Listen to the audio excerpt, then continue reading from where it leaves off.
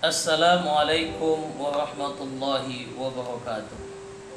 Alhamdulillahi rabbil alamin. Wassalatu wassalamu ala ashrafil anbiya'i wal mursalin wa ala alihi wa sahbihi ajma'in. Qalu subhanaka la ilma lana illa ma 'allamtana innaka antal alimul hakim.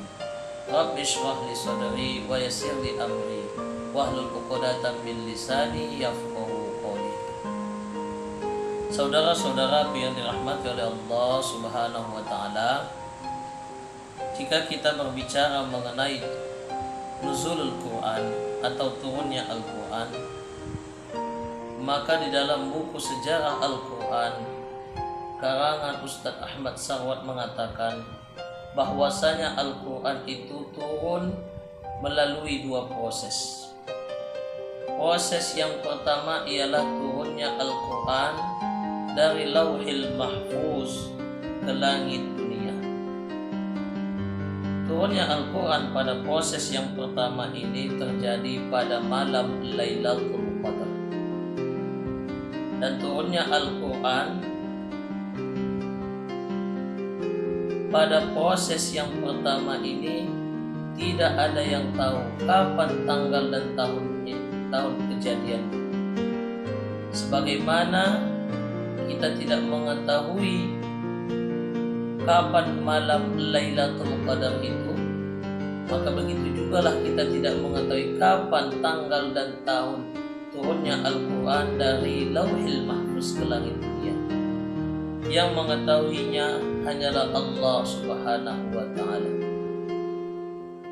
Tentu Allah merahasiakan kapan tanggal turunnya atau tahun turunnya Al-Quran pada malam Lailatul Qadar ini ialah agar umat Islam semakin termotivasi untuk mengerjakan amal-amal ibadah sehingga bisa meraih keutamaan dari malam Lailatul Qadar.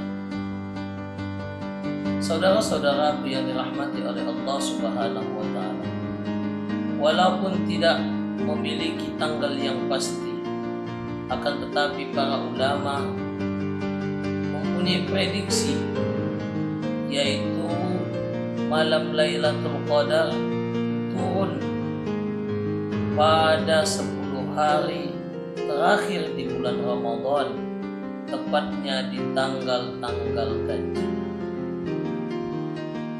Maka dari itu, manfaatkanlah 10 terakhir di bulan Ramadan itu dengan benar-benar beribadah.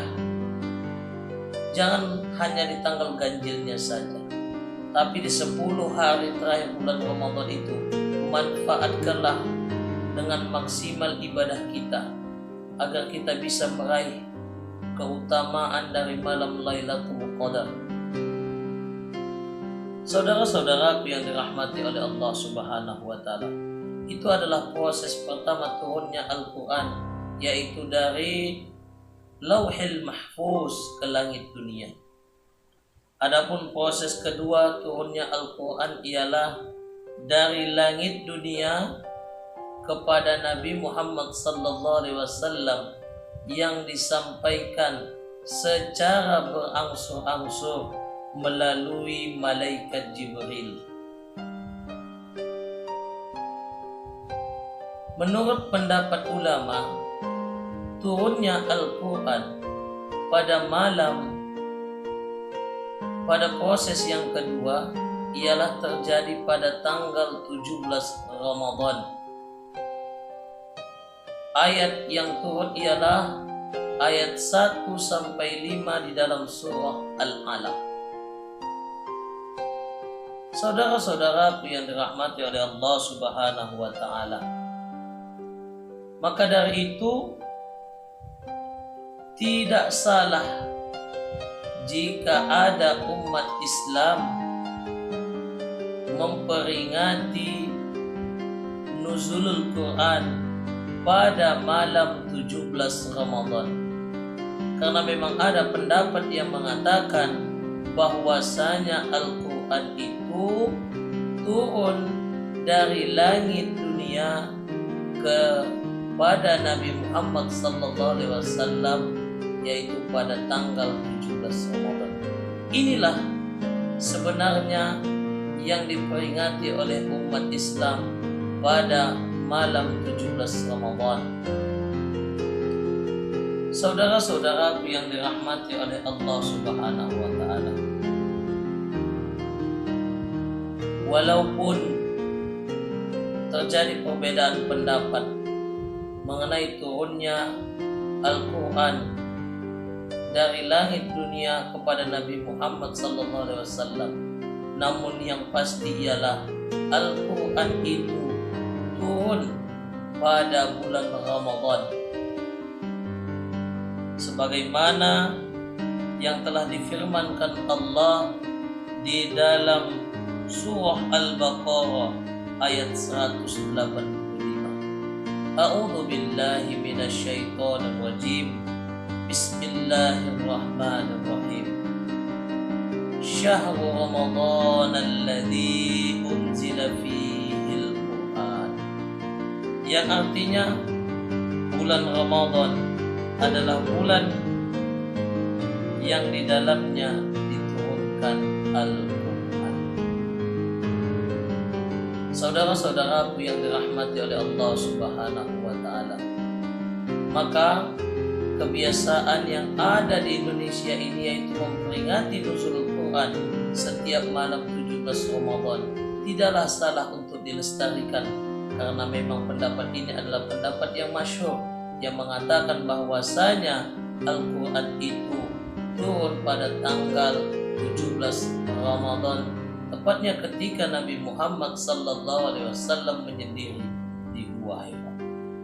Saudara-saudaraku yang dirahmati oleh Allah Subhanahu wa taala, demikianlah tausiah singkat ini.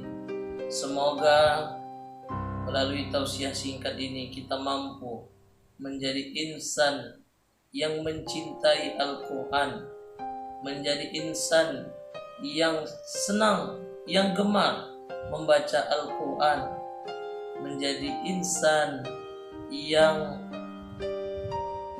mau mempelajari Al-Quran, menjadi insan yang mau mengamalkan isi dari setiap ayat-ayat di dalam Al-Quran di dalam kehidupan kita sehari-hari. Amin ya rabbal alamin. Akhirul kalam, wabillahi taufiq wal hidayah. Assalamualaikum warahmatullahi wabarakatuh.